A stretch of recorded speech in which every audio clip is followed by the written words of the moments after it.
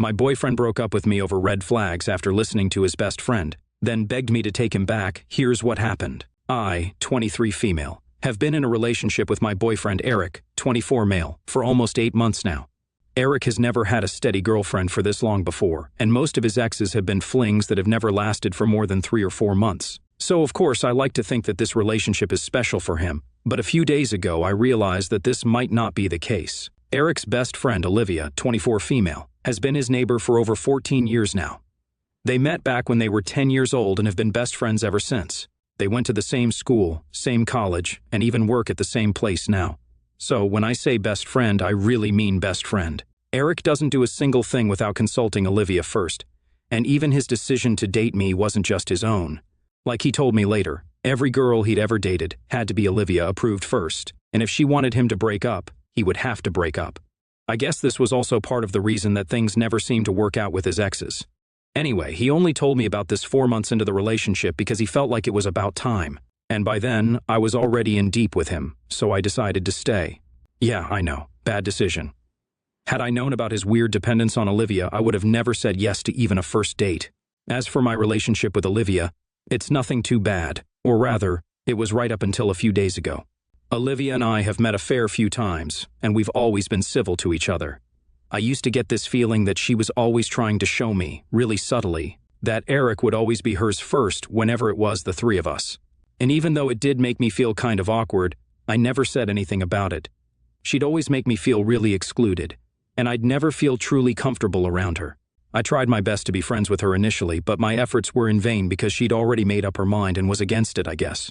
And to make matters worse for myself, and for her, I decided to turn into competition for her as well. So she definitely wasn't going to take that lying down. Coming to the incident that happened a few days back, finally, around 5 days ago, I felt really sick. And since I live away from home for work, I didn't really have anyone to take care of me either. My roommate was on a trip, so I was really just all by myself. I usually wouldn't rely on a guy, but this time I chose to call my boyfriend and ask him to come to my place and help me out. He was a little hesitant at first, and I thought it was because he didn't want to catch whatever I had. So I told him that it was just a stomach bug and he'd be fine, but even then he seemed reluctant. So I asked him what was up, and that's when he told me that he had plans to watch a movie, and then grab lunch with Olivia, so he wasn't sure if he'd be able to make it. I was already sick, so I wasn't feeling my best, and on top of that, Eric was putting Olivia above me. I'd always known that if it came down to it, he'd pick Olivia over me, but it stung nevertheless. So I ended up getting really pissed off and told him that he could date Olivia and hung up without another word. I didn't respond to any of his calls after that, but around an hour later, he finally did show up and apologize for what he'd done. I felt better when he came by because if he hadn't, I really would have broken up with him. He told me that he'd canceled his plans with Olivia and had even brought me homemade soup, so I felt really good about him that day. We spent the day together, and by the time he left at night, I felt considerably better. But I didn't realize that my actions would have consequences, and the very next day, Eric ghosted me the whole day.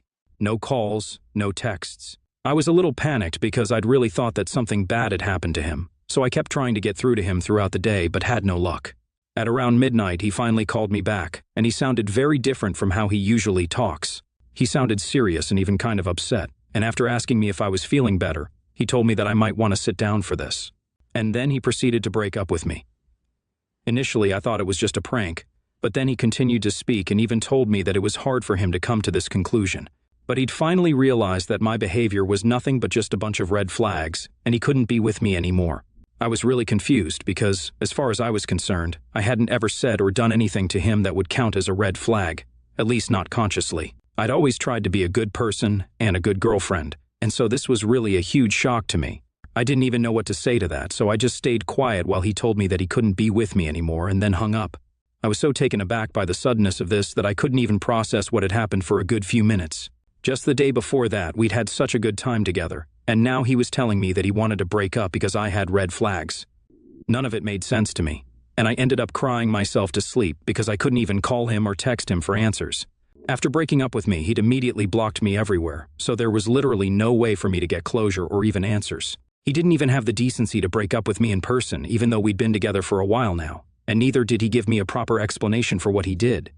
I was really torn up about this for the next couple of days and was distracted everywhere, at work and even while doing chores. I just couldn't bring myself to accept that we were done just like that and kept replaying our last few interactions in my head to try and understand what exactly had made him say that I had a bunch of red flags, but drew a blank every time. The Olivia factor hadn't even occurred to me since I hadn't seen her for a few weeks, and I'd sort of forgotten about how she controlled Eric's life. Anyway, last night I finally received a call from Eric, and I was sort of taken back since I wasn't expecting it. I'd just begun to process my breakup, so this was really soon for me. I answered the call, and as soon as I did, he started apologizing to me and didn't even give me a chance to say anything at first. He sounded hysterical, so I didn't interrupt him either and let him get it all out of his system. He told me that the other day he didn't even want to break up with me, and it was actually Olivia who'd made him do it. He told me that she didn't like the fact that I'd made him cancel plans with her, and had convinced him that it was a red flag, and had even brought up a couple of other relatively normal things I do to make me seem like a huge red flag. And he admitted that he'd fallen for it as well. She'd fed him a bunch of BS about how I was trying to drive a wedge between them, and that was a red flag, and that even the little things I do, like cooking my favorite meals and buying clothes for him that I think would look good on him, are just tactics to change him and control his life. I couldn't believe that anyone would fall for such stupid crap and even break up over it, but I guess my boyfriend was an idiot. He then told me that he was sorry about everything, and that he wanted to get back with me and was ready to do anything it took. I didn't say anything for a while because my blood was boiling, and I could hardly control my anger. All this while I'd been thinking that the breakup was my fault and was blaming myself, whereas in reality it was all this wretched Olivia's fault, and she'd been completely fine. I should have known that she would definitely do something to get back at me because, after all, I'd stolen Eric from right under her nose. The day I was sick, his choosing to take care of me and canceling plans with her meant that I was competition now, and she couldn't have that, which is why she had to make sure she broke us up. It all finally added up now. Eric kept pleading with me on the call to take him back, and even had the audacity to mention that Olivia wouldn't be a problem for us, since he'd keep our relationship a secret from her now. I was appalled that even now, after all that had happened, he had the audacity to talk about Olivia. I didn't understand how he could be so blind to the way that woman was controlling his life, but honestly that was his problem. Had he broken up with me for literally any other reason, I might have even considered taking him back. But I just couldn't accept the fact that he dumped me over something Olivia had said without even bothering to think about the situation for himself. Clearly, this guy was an idiot. And whether or not he kept our relationship private, Olivia would still keep controlling him, and he'd keep doing whatever she says like a puppet. And to be honest, the fact that even now he wasn't willing to admit that Olivia might not have his best interest at heart, and was even okay with hiding our relationship for the sake of their friendship, was a huge red flag for me. So I had no intention of getting back with him anyway. I'd already made up my mind about that the very second he told me about what his real reason for the breakup had been. I'd cried enough over this guy, and he didn't deserve it, honestly. But I also couldn't just let things go without at least trying to put Olivia in her place, which is why I did something really petty and manipulative. And even though I'm not particularly proud of it, I do think it was necessary. I told my boyfriend last night that I'd only get back with him on one condition. He'd have to tell Olivia about his decision first and tell her off for controlling his life. He would have to confront her and tell her that she was not his boss, and that's why he was getting back with me. Only if he did that would I get back with him, because if Olivia humiliated me, then I'd most definitely be repaying her the favor. When I told Eric what I wanted him to do, he was shocked and tried to get me to change my mind since this was extreme and unnecessary in his opinion. He tried his best to convince me not to make him do this, but I was hellbent. I told him that only if he texted her what I asked him to would I get back with him, or else he could just say goodbye to me and stay broken up. He argued for a few more minutes, but then eventually he did send her those texts, and even sent me a screenshot of it. And as soon as he did, I hung up and blocked him immediately after. I know it was petty and mean, but I couldn't help it. I'd been very upset for these past few days over our breakup, so this was the least that I could do. AITA for making Eric send Olivia those texts, especially when I had no intention of getting back with him in the first place. Update 1. So it's been 2 days since I last spoke to Eric, and he hasn't been able to contact me ever since. Olivia can't get through to me either because of course I blocked her as well. I'd been feeling kind of guilty about what I'd made Eric do, but then I went through the responses here, and I guess I don't really have any reason to feel that bad about what I did. Eric did have a choice, and he chose to send Olivia those texts because he wanted to be with me and not her.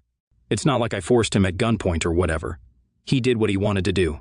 Yeah, lying to him about getting back together was wrong, I'll admit that, but I don't think what I did was as bad as what had happened to me. He didn't think twice before making me believe that I was the red flag in our relationship when it was actually him all along who did. Everything his so-called BFF, asked him to do without even caring about how it would affect the other person or even his own life. He had no idea how horrible I'd felt during those few days that we were broken up. And I didn't have any answers and kept overthinking every little thing that I'd done, only to end up even more confused than I was initially. So, pardon me if I don't feel particularly bad about what I did. I haven't told anyone that I've broken up with Eric yet, but I guess I'll have to start telling people soon, since just a few hours ago, one of my friends invited both Eric and me to her birthday party. So, when I show up without him, I'll have to explain his absence. Anyway, I'm dreading that bit because I legitimately don't know what I'm going to tell people when they ask me why exactly we had to end our relationship since. We appeared pretty happy on the surface. I'll just have to come up with something, but it's fine.